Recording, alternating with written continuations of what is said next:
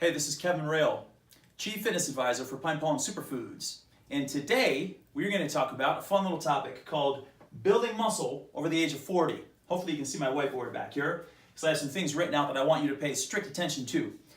First of all, I just turned 46 years old, and honestly, I feel like I'm in the best shape of my life. And there are several things I do on a regular basis that enable me to get to this position, and I know for a fact that you can too if you're over 40. First things first, as you can see, I have workout fasted or workout in a fasted state. When you work out fasted, your insulin levels are low, which means your growth hormone levels are high. And if you understand anything about the body, growth hormone is a main driver of building muscle mass, as is testosterone. So those two hormones you want to try to capitalize on as much as possible. And one of the key ways to do that is work out in a fasted state. I've been doing it for almost 20 years straight, and I haven't missed a beat, and I don't plan to stop it anytime soon. Next, perform compound exercises. So a compound exercise is something that activates more than one muscle group and more than one joint at the same time. So bench presses are compound exercises, squats, lunges, military presses. A military press goes like this. So you're bending your elbow and your shoulder at the same time, so you're activating multiple joints. So by doing those exercises, you recruit a lot of muscle fiber at the same time, which helps you build more muscle, and it also triggers a response inside your body to produce more testosterone and growth hormone. So you definitely want to build your workouts around compound exercises. Next on the list, follow a muscle building diet. Food is everything, folks. It's 95% of everything you do. So my suggestion is to make sure you get a good amount of nutrient-dense foods in your diet that help boost your hormones, growth hormone and testosterone, and also give you enough raw materials to build and maintain muscle. Now, I'm not a huge fan of eating like 3 grams of protein per pound of body weight every day, especially if it's animal protein. I actually go more toward the plant-based direction. But there are some key foods you want to get in your diet, such as healthy saturated fats like coconut oil and red palm oil. You want to get seeds, nuts, avocados, all kinds of good healthy fats in your diet because they help produce testosterone and they help growth hormone release as well. Also, quinoa is really good as a plant-based substitute for an animal protein because it has all the essential amino acids represented. And also, cruciferous vegetables are fantastic too because they help suppress estradiol levels in your body, which basically is estrogen.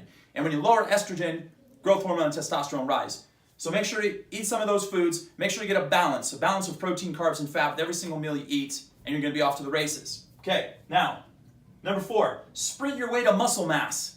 High-intensity intervals, sprinting especially.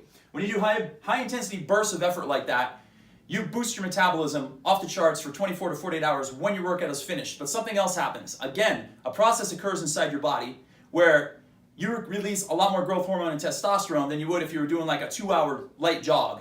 So throw a couple of sprint intervals into your workout regimen during the week 2 or 3 times, and you're going to be golden. Lastly, take your pine pollen. Hello, let's just put it in perspective. There are some key supplements and superfoods you can take. They're going to help your body produce growth hormone and testosterone at a faster rate. And I have a bunch of videos I did on, make sure to check out my How to Boost Your Testosterone series, which I did a while ago.